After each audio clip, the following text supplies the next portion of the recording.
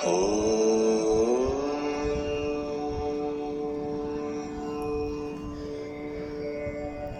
नमः शिवाय। आज हम शिव पुराण के शिव महात्म्य के छठा अध्याय व सातवां अध्याय इस वीडियो में कवर करेंगे। छठे अध्याय का शीर्षक है शिव पुराण के श्रवण की विधि। शौनक जी कहते हैं, महाप्राज्ञ सूत जी, आप धन्य एवं शिव भक्तों में श्रेष्ठ हैं। हम पर कृपा कर हमें कल्याणमय शिव पुराण के श्रवण की विधि बताइए, जिससे सभी श्रोताओं को संपूर्ण उत्तम फल की प्राप्ति हो।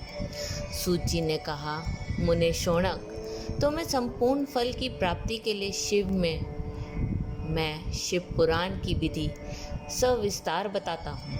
सर्वप्रथम किसी ज्योतिषी को बुलाकर दान से संतुष्ट कर उसे कथा का शुभ मुहूर्त निकलवाना चाहिए और उसकी सूचना का संदेश सभी लोगों तक पहुंचाना चाहिए कि हमारे यहाँ शिव पुराण की कथा होने वाली है।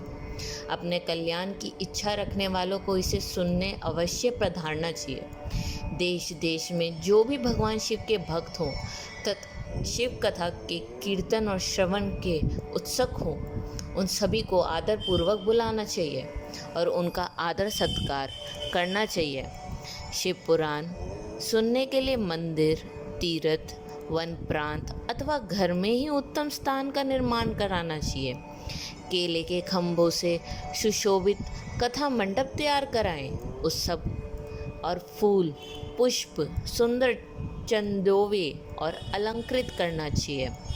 चारों कोनों पर ध्वज लगाकर उसे विभिन्न सामग्री से सुशोभित करें। भगवान शंकर के लिए भक्ति पूर्वक दिव्य आसन का निर्माण करना चाहिए तथा कथावाचक के लिए भी दिव्य आसन का निर्माण करना चाहिए।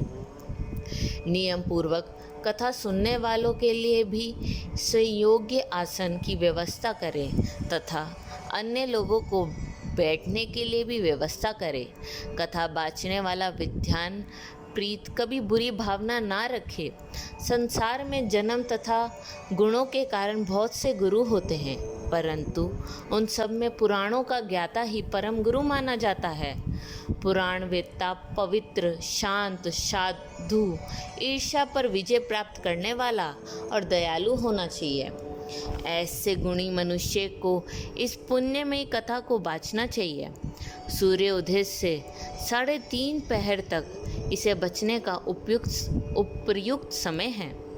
मध्याह्न काल में 2 घड़ी तक कथा बंद रखनी चाहिए ताकि लोग मलमूत्र का त्याग कर सकें। जिस दिन से कथा शुरू हो रही है उसे एक दिन पहले व्रत ग्रहण करें। कथा के दिनों में प्रातः काल का नित्य क्रम संक्षेप में कर लेना चाहिए। वक्ता के पास उसकी सहायता हेतु एक विद्वान व्यक्ति को बैठना चाहिए जो कि सब प्रकार के संशयों को दूर कर लोगों को समझाने में कुशल हो। कथा में आने वाले विघ्नों को दूर करने के लिए सर्वप्रथम गणेश जी का पूजन करना चाहिए। भगवान शिव व शिव पुराण की भक्ति भाव से पूजा करें। तत्पश्चात श्रोता तन मन से शुद्ध होकर आदर पूर्वक शिव पुराण की कथा सुने। जो वक्ता और श्रोता अनेक प्रकार के कामों से भटक रहे हों, काम आदि 6 विकारों से युक्त हों, वे पुण्य के भागी ना हो सकते हैं। जो मनुष्य अपनी सभी चिंताओं को भूलकर कथा में मन लगाते हैं, उन शुद्ध बुद्धि मनुष्य को उत्तम फल की प्राप्ति होती है। अब हम शिव पुराण के महात्म्य का 7वां अध्याय पढ़ रहे हैं, जिसका शीर्षक है श्रोताओं द्वारा पालन किए जाने वाले नियम।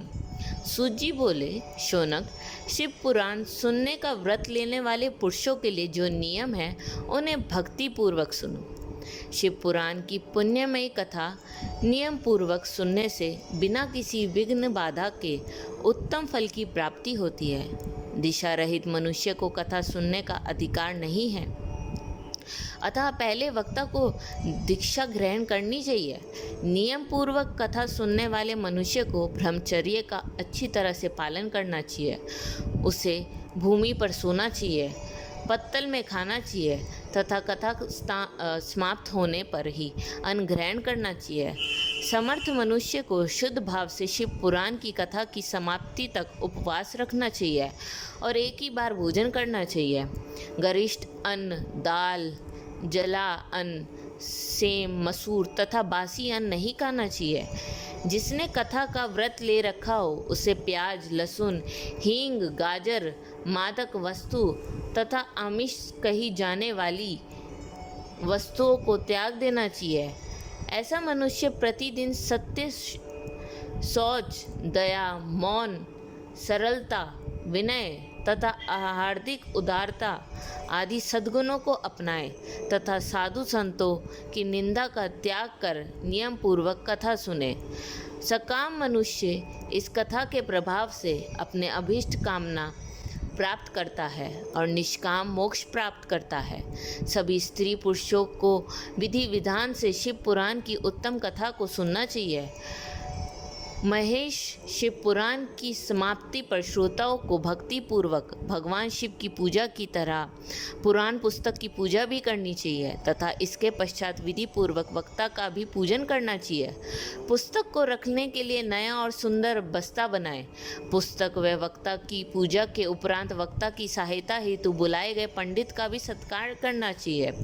कथा में पधारे अन्य ब्राह्मणों को भी अन्न धन का दान दे। गीत, वाद और नृत्य से उत्सव को महान बनाएं। विरक्त मनुष्य को कथा समाप्ति पर गीता का पाठ करना चाहिए तथा गृहस्थ को श्रवण कर्म की शांति हेतु होम करना चाहिए। होम रुद्र संहिता के श्लोकों द्वारा अथवा गायत्री मंत्र के द्वारा करें। यदि हवन करने में असमर्थ हो तो भक्ति पूर्वक शिव सहस्त्र पाठ करें। कथा श्रवण संबंधी व्रत की पूर्णता के लिए शहद से बनी खीर का भोजन 11 ब्राह्मणों को कराकर उन्हें दक्षिणा दे।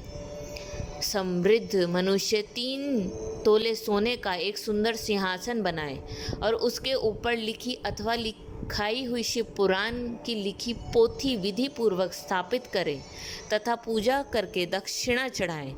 फिर आचार्य का वस्त्र, आभूषण एवं गंध से पूजन करके दक्षिणा सहित वह पुस्तक उन्हें भेंट कर दे। शौनक, इस पुराण के दान के प्रभाव से भगवान शिव का अनुग्रह पाकर मनुष्य भव बंधन से मुक्त हो जाता है। शिव पुराण की विधि पूर्वक संपन्न करने पर यह संपूर्ण फल देता है तथा भोग और मोक्ष प्रदान करता है। मुने, शिव पुराण का सारा मातम्य जो संपूर्ण फल देने वाला है मैंने तुम्हें सुना दिया है। अब आप और क्या सुनना चाहते हो? श्रीमान, शिव पुराण सभी पुराणों के माथे का तिलक है। जो मनुष्य सदा भगवान शिव का ध्यान करते हैं, जिनकी वाणी शिव के गुणों की स्तुति करती है और जिनके दोनों कान उनकी कथा सुनते हैं, उनका जीवन सफल हो जाता है। वह संसार सागर से पार हो जाते हैं। ऐसे लोग इहलोक और परलोक में सदा सुखी रहते हैं। भगवान शिव ने सच्चिदानंदमय स्वरूप का स्पर्श पाकर ही समस्त प्रकार के कष्टों का निवारण हो जाता है। उनकी महिमा जगत के बाहर और भीतर दोनों जगह विद्यमान है।